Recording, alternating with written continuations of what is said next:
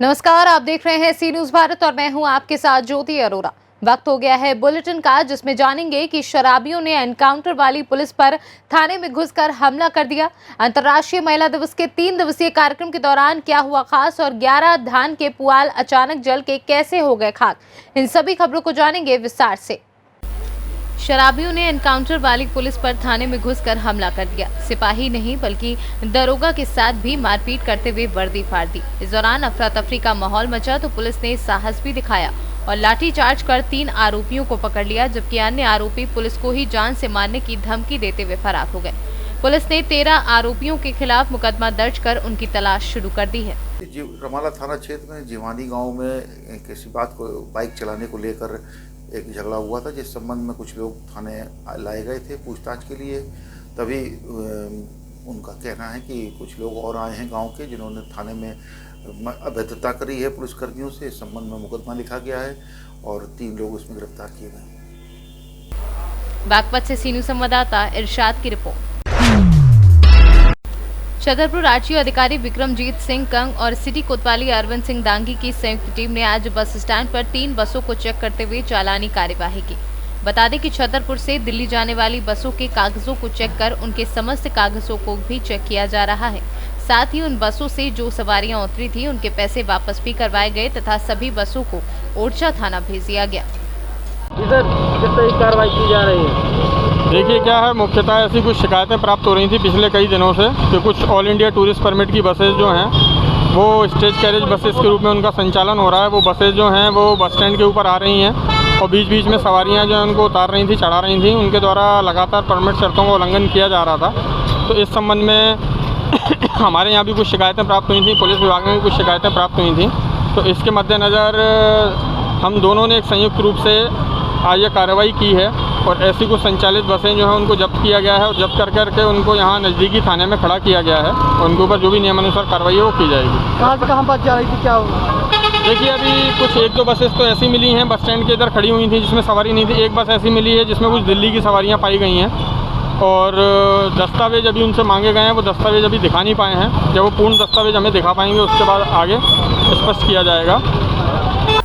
छतरपुर से सी न्यूज संवाददाता काशीराम श्रीवास की रिपोर्ट। गौरीहार अंतर्राष्ट्रीय महिला दिवस के अवसर पर महिला एवं बाल विकास विभाग के माध्यम से मध्य प्रदेश सरकार द्वारा बालिकाओं को सुरक्षा प्रदान करने के उद्देश्य से अपराजित योजना के माध्यम से ग्राम के शासकीय हायर सेकेंडरी स्कूल में कक्षा 9 से 12वीं तक की 100 बालिकाओं को आत्मरक्षा हेतु मार्शल आर्ट के माध्यम से जूडो कराटे का 15 दिवसीय प्रशिक्षण दिया गया, जिसका आज आखिरी दिन रहा, जिसमें बालिकाओं का उत्साह देखने लायक था। बालिकाओं ने बताया कि आत्मरक्षा के प्रशिक्षण हमें अपनी सुरक्षा के बारे में बहुत कुछ सीखने को मिला। स्कूल की बालिकाओं ने बताया कि इस 15 दिन के प्रशिक्षण में अपराजिता के तहत मार्शल आर्ट के तहत अपने बचाव में बहुत से स्टंट सीखे और आत्मरक्षा की अनेक कलाओं को भी सीखा। मैं Sensei Irfan Khan, Darshan Sidhu karate of Madhya Pradesh head chief. Bharat सरकार द्वारा अंतर्राष्ट्रीय महिला दिवस के उपरांत 8 मार्च से लेकर 22 मार्च तक सभी जिलों में, सभी ब्लॉकों में छात्राओं को अपराजिता अभियान के तहत आत्मरक्षा का प्रशिक्षण दिया गया, जो कि महिला बाल विकास विभाग एवं खेल विभाग के तत्वाधान में संचालित किया गया।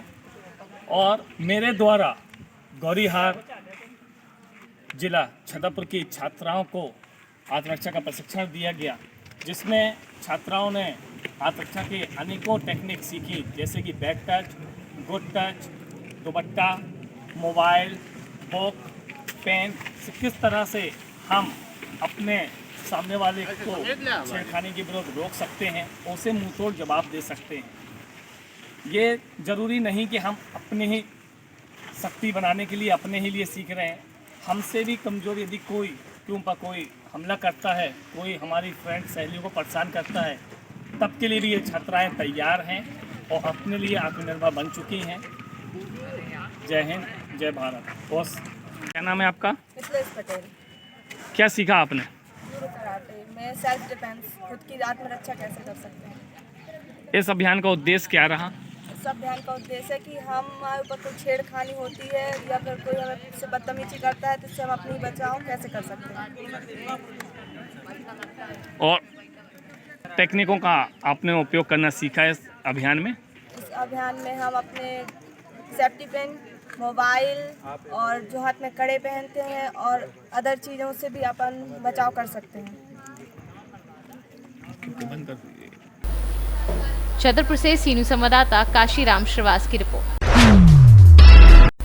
प्रतापगढ़ नगर क्षेत्र के बराचा गांव में चल रहे श्रीमद् भागवत कथा के चौथे दिन आयोजित कार्यक्रम में कथा व्यास अयोध्या से पधारे पंडित वेंकट देशकाचार्य जी महाराज ने बताया कि राम जी का जन्म चरित्र मर्यादा पुरुषोत्तम होने के कारण उनकी लीला अनुकरणीय है। भगवान श्री रामचंद्र का जन्म रामनवमी तिथि चैत्र मास शुक्ल पक्ष में दोपहर 12 बजे दिन मंगलवार को हुआ, जबकि श्री कृष्ण का जन्म भादो मास के कृष्ण पक्ष तिथि में अष्टमी दिन बुधवार को हुआ था। श्रीमद् भागवत में कृष्ण कथा मोक्षदायिनी है। ये कामधेनु है। श्रीमद् भागवत कथा का श्रवण मात्र से सच्चे मन से स्मरण करने और सुनने से मनुष्य मनोवांछित फल की प्राप्ति कर लेता है। भागवत वचन से सार कोई चीज नहीं है। जीवन रूपी इस संसार के तरने के लिए गुरु की महत्ता को विशेष बताया। इस मौके पर सत्य प्रकाश पांडे, ओम प्रकाश पांडे, ज्ञान प्रकाश पांडे, जय प्रकाश पांडे, राजीव कुमार पांडे, संजीव कुमार पांडे व अन्य लोग मौजूद रहे। प्रतापगढ़ से सीनू संवाददाता रोहित जायसवाल की रिपोर्ट। जिला नवरंगपुर ब्लॉक पापड़ाहांडी जीपी चेड़चाटा मांझीगुड़ा गांव का पूरा मामला है, जहां 11 धान के पुआल अचानक जल के खाक हो गए हैं। गांव वालों का कहना है कि पुआल में आग कैसे लगी किसी को मालूम नहीं है। जब हम आग जलते देखे तो तुरंत पापड़ाहांडी दमकल विभाग को संपर्क किया तो कुछ समय बाद दमकल की गाड़ी मौके पर पहुंची, जहां आग पर काबू पाया गया। उड़ीसा से सी न्यूज संवाददाता मोहम्मद गुफरान की रिपोर्ट। बुलेटिन में फिलहाल के लिए इतना ही। देश और दुनिया की तमाम बड़ी खबरों के लिए आप देखते रहिए सी न्यूज भारत।